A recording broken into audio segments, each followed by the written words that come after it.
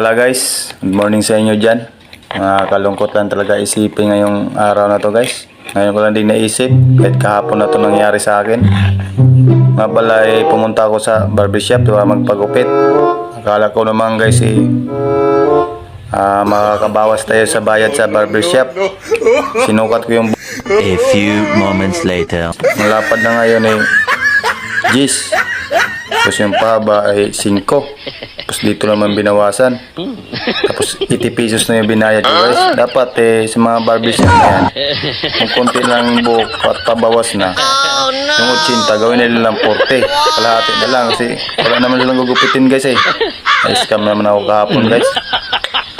Kaya ko talaga advice guys sa comment section kung anong dapat gawin guys pag ganito ng mga buhok. Dapat bawas na yan sa bayad sa mga kupitan.